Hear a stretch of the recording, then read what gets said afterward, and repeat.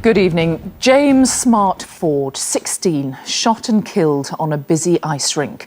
Michael de Sonmu, 15, shot as he slept in his bed.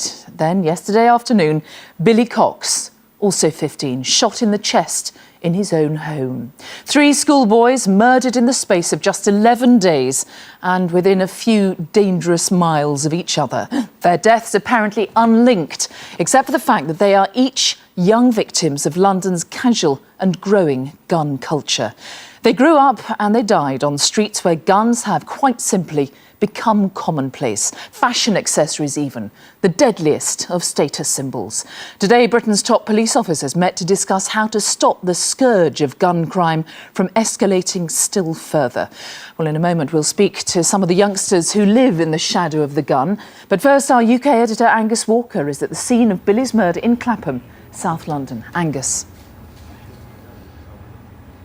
Yes, if you have children, imagine if your 13-year-old daughter came home to find your 15-year-old son dying from gunshot wounds. That's what happened here. And 3 teenagers have been killed in less than 2 weeks in this area of London alone. And these are deaths that should stun society because it seems they're all victims of a lost generation. Yes, this is grim. Shocking, appalling.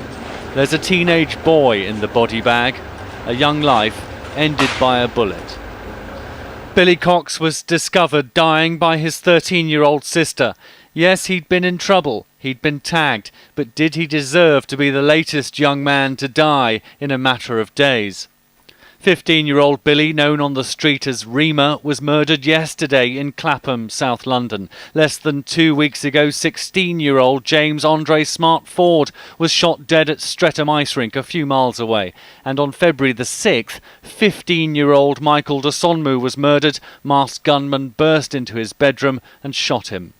When he comes home, I've got to sit and explain to my son that the person you used to play with at Play Centre, he's dead. He's been shot. It's perhaps mothers who feel the pain the most. Today I spoke to Janine Easton and Samantha Pointer. Both knew Billy Cox. They'd watched his short life begin and end. Yeah, I knew him. He's a nice young boy. Do you know what I mean?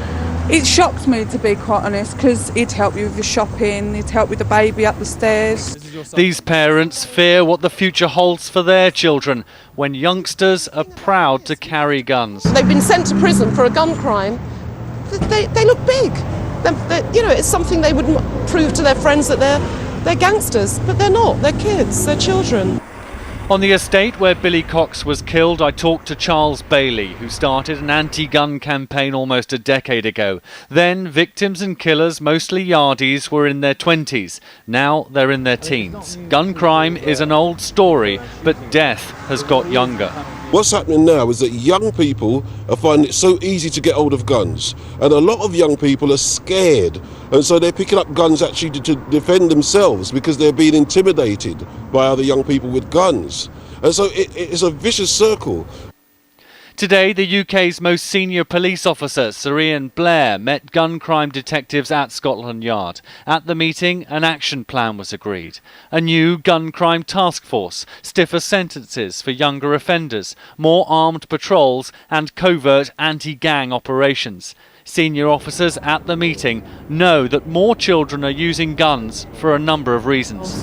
Sometimes it's because they think it's cool and it will add to their status, and sometimes it's because they want to go out and commit a crime with the firearm. What I would say to all of those is it's actually a way to get yourself either killed or locked up. What happened behind the blue tarpaulin has not just shocked the local community. The country is also asking why. Angus Walker, ITV News, South London. So, how did we end up like this? Children growing up on estates plagued by crime, ruled by gangs. What is life really like for a new generation living with guns? Well, we asked filmmaker Wayne G. Saunders, who grew up in South London, to investigate. He spoke to a friend and former gang member about life on the streets and how it's changed and how extreme violence is reaching more and more young people. I grew up in Peckham in South London. These are the streets that I used to hang around. I've got very fond memories of the area. I chose not to be in a gang, but I do not want to be restricted by territories. I want to be able to move around freely. Once you're in a gang, this becomes very difficult. I went back to the area and met some childhood friends who used to be in a gang. I asked one of them what it used to be like. We was in a crew to defend it against other crews. There was safety in numbers, you know, and the mentality now is, where it was with us, it was more fists and fists and maybe baseball bats, if anything. Them lot have taken it up to no, I want to blast on this brother, I want to shoot on this brother. The majority of youth want to be achievers, but a small minority want to be a part of these gangs that are willing to risk their lives to earn some fast cash.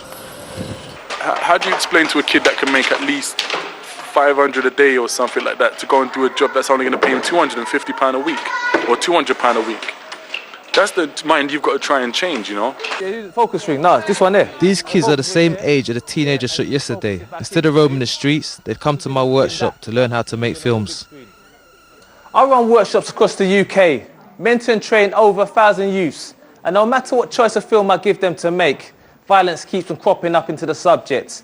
And I believe this is because this is what they see, this is what they know, and this is what they want to portray within their films. This group chose to do a film about a girl-on-girl stabbing.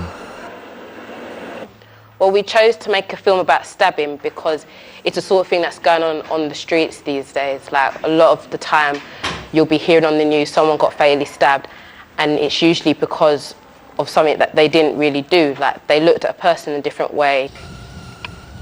Fiction is one thing. For those youths who are caught up in a gang in South London, having a gun or knife pointed at you is no joke, and it's far less appealing.